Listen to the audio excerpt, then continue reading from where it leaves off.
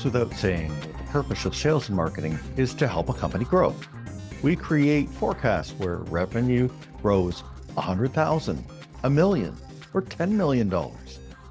But we expect to achieve that with incremental changes to our resources and tech stacks. When base 10 math is used to express numbers that differ by these orders of magnitude, we use exponents, noted with the letter n. N stands for the Latin word numerus, or number. N to the power of 5 is equal to 100,000, but n to the power of just 7 is equal to 10 million. We don't have to raise n by very much to see it balloon up to 100 times in size. Each increment it jumps takes us up by a factor of 10. Hey, Glenn here. Welcome to Funnel Reboot, the show for data-based marketers. The question of how we reach scale isn't how to change financial numbers by a basic percentage. It's how do we grow them by a factor of n. Our guest knows how sales and marketing can scale their organization without snapping. To do this gets us into topics that deal with batch modes, local and global maxima, and WIP bottlenecks. Our guest graduated from the University of New Brunswick with an engineering degree and went into technically heavy roles working in IBM's semiconductor division. He then led sales and marketing teams for tech organizations until the late 2000s when he founded a product startup with an app that helped salespeople gain visibility into their funnel. That's where I met him, where I worked for him in his startup. He also teaches sales practices and scaling up to engineers at the University of Ottawa. Join me now as I sit down in person with the head of Ottawa's Scaling Up Initiative, Peter Fillmore. Welcome to Funnel Reboot. Thank you, Glenn. It's great to be here. Thanks. I'm reminded of a book. It's Marshall Goldsmith, and the title of the book really arrested me. It's called What Got You Here Won't Get You There. If we're trying to scale a business, there are things that we've got to change. But you get along at a certain point, or you join a company, let's say as a new marketer, and you kind of fall into inertia. There's just a rhythm and you seem to slip into it. But that's not the kind of thing that will cause that company to be a scaled up version of itself in the future. It'll just continue as it was. How does it look different inside of a company that is scaling up? How does it look different? To actually scale up, if a company was to go from $1 million to $5 million a year, let's say, or then from $5 to $20 million, there needs to be a very conscious effort to say, what are we going to do along the way? Right. What kind of intermediate goals? What is our strategy? And then really critically, what is our culture? And are we using the right culture?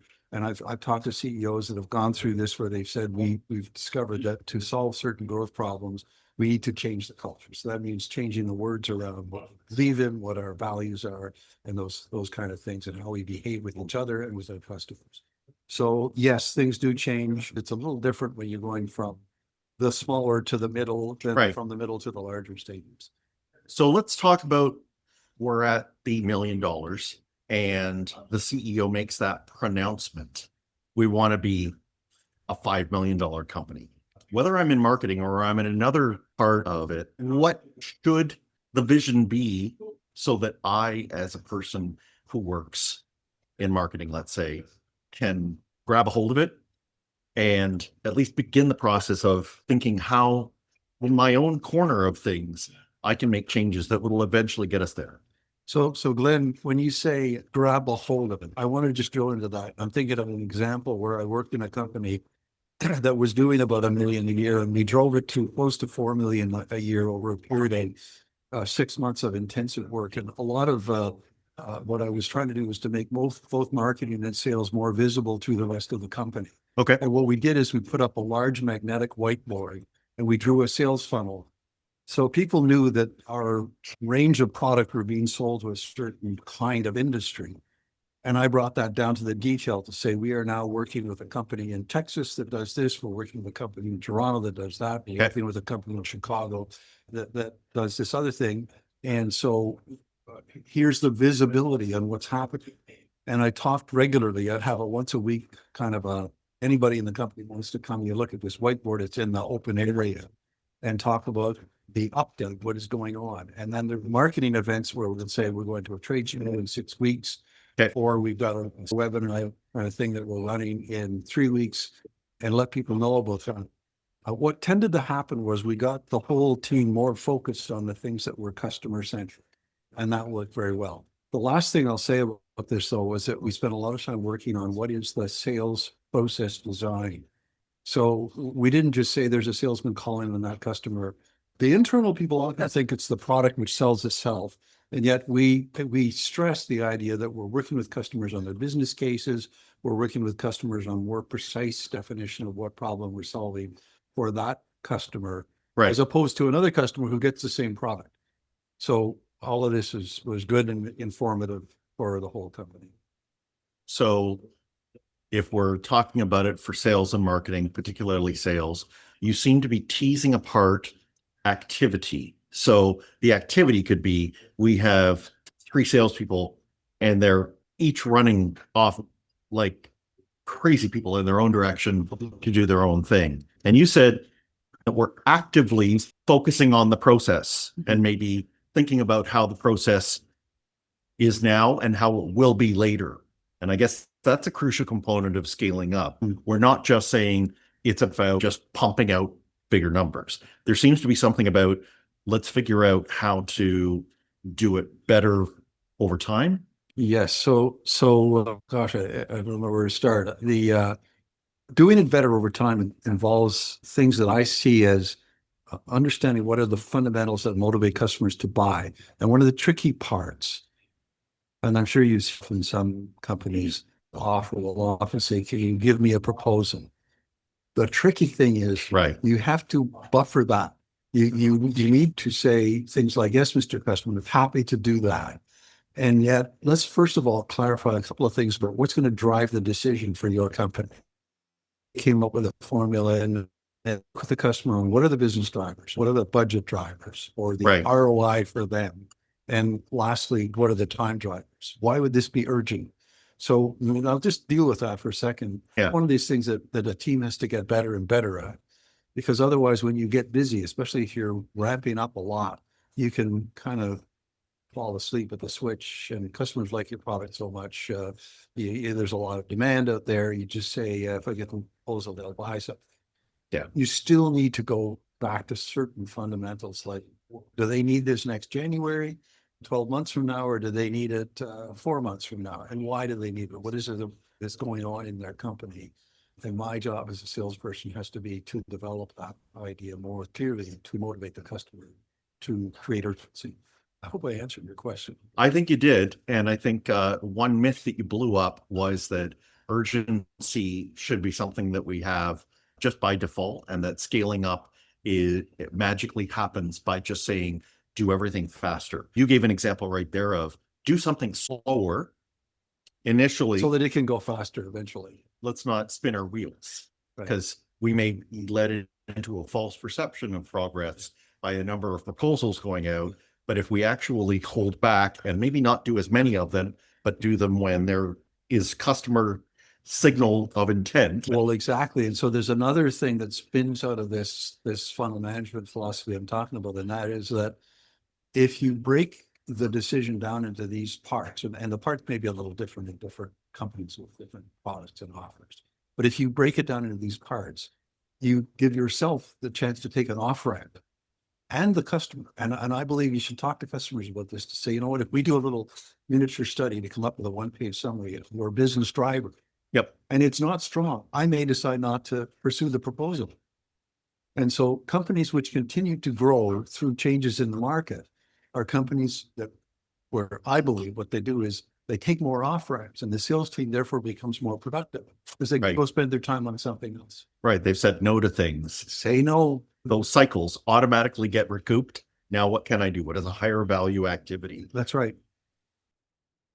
Do you stare at your marketing analytics, but get stuck on what to do differently? You're not alone. And that's why I am hosting a free analytics clinic this June. I'm looking for up to 3 volunteers for a special live audit session.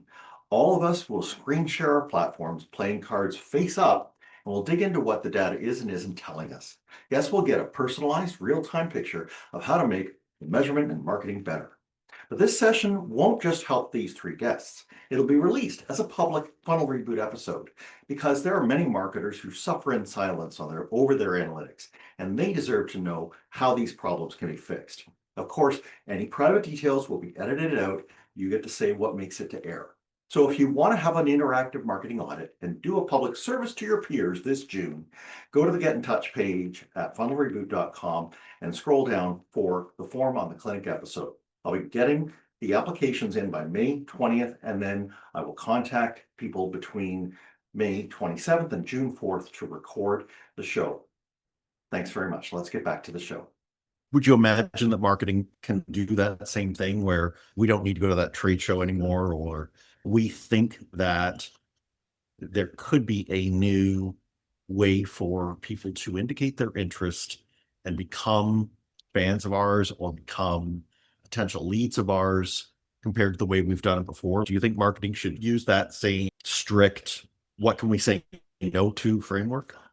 Marketing tends to be in a simple way. How do we communicate one on many as opposed to one to one? Yep. So the one on many communication often needs an update, and it often needs a transition strategy. If you look at the principles, if you're working with segment A, and then you've got a bowling alley where you're going to go to segments B and C, marketing needs to be very clear on what your best guess is on the communication with segments B and C. You know, if you're selling something that is a piece of equipment that goes on vehicles, you may start with tractors and then go to trucks and then go to cars for some reason about whether your braking system or whatever is better for a particular segment, and then it's going to expand. So yes, you have to keep updating your sense of what the market is and who the buyers are going to be. Yeah. And I imagine you're going to be joined at the hip with sales and using feedback and information that they're plugging into their systems to advise, yes, right, what you're doing there.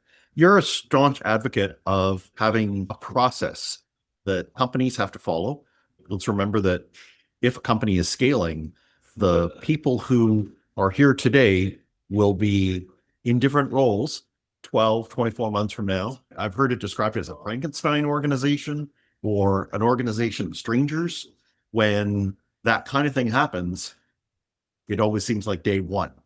Everybody walks in and they're wondering, what is my job today? And they just feel disoriented. What do you suggest we use as a process for helping make sure that there's accountability over time? Generally speaking, I don't think coming in on a Monday with a lark idea necessarily going to be good for the company. What strikes me about this is that if the company wishes to grow continuously, there will be new discoveries constantly. One of the things that I see happening is that very often rapid growth creates a cash flow problem. And so it's really beneficial to use the kind of funnel management I was talking about. Yes. Where your salespeople are, as a matter of discipline, not just looking for the order. They're looking to understand the customer value proposition, which may give the company a chance to raise prices or to price differently, go into a different tier, or require advance payments. So, you know, some of the situations I worked on, we decided to raise prices by 20% or to add a professional services fee so that the offer is not just the product, but the installation of your application. We make that recommendation. And I say that, of course, because I know when you get into projects that are over $50,000, the customer can certainly find a few extra $1,000. The question is whether or not they like this. And if the sales team have quantified the typical benefit is going to be $300,000, then you can solve one of the scaling up problems by changing your pricing model and making the professional services that are probably going to be needed to get that application running chargeable. Okay. And the customers will accept that. Okay. So the sales process ties into the ability to scale on multiple locations. Nice. These things don't usually pop up on a Monday morning. They pop up after months, weeks of work, and yet you're making sure those good ideas surface and get acted on. That's what I wanted to latch onto. We have to capture them, and we also have to make sure that we avoid drift. So drift to me is when, let's say it's within sales. I'm not picking on them, but that the board wants to hear quarterly what's going on. But with a whole quarter to play with, we lose fidelity with what's really happening in the market because maybe they're entering one thing, but another thing is happening. How do you enforce the discipline that if we're going to say all parts of the organization need to contribute together for us to grow, what's a good framework for carrying that out? How often do you need to meet? How often you need to meet is a good question. And I'll start by saying there's an excellent textbook I read called Scaling Up by Vern Harnish, which talks about a number of techniques. One of them is to have a regular weekly meeting of the management team to discuss what's going on against the growth plan and against basically not only what we want to do in the year and in the quarter for the board presentation and so on, but that's typically broken down into once a month. And we all know we've got enough business experience that to do something within a month, there's got to be weekly progress. So you've got to be able to say, you know what, by next week, we should be there. And the week after that, we should be there. I mean, in a simple way, if it's something like lead generation, you might say, we don't have enough leads. You've got to recognize that. And these are the marketing programs that we can run. And I can remember sitting in a meeting with a president of a company years ago where he said, we want to have new leads in a certain market in September, October timeframe. And my take was, hey, you know what? It's the month of May right now. And it's going to take 90 days. So May, June, July, August, just to design the program. Even if you run it on September the 15th, you need to clarify what partners do we need to actually put on a lead generation program? Where is it going to be? Who are the people that are going to be involved in doing it? How do we get invitations out early enough and repeat those invitations so that people are aware we're there, we're in town, we're doing a program to help add value and productivity to your company. Come and talk with us. Yeah. And of course, you link things like that in with your conferences or whatever events that are hosted by other people. We're getting into an age where each one of those activities means that systems are pumping out metrics. And, we have a North Star metric, let's say, that the CEO is setting on. Do you have any thoughts on how to mesh the metrics that we might see on that daily or weekly with that large, hairy, audacious metric that we're trying to hit? So I thought it's a matter of having the senior team sit down and say, in order to get 10,000 customers for something, we need to get the next 1,000 lined up. We have to know where we're going to get them. We have to go after the next 100. It's unique to every particular business. And of course, I assume we're talking about business to business. Business to business. I'll just go to what you said there. It was, you put it on management's shoulders to do it. Yeah. Too often, I'm sad to say, I have seen those meetings break up and then the C-level person comes to the hapless team and says, you do it.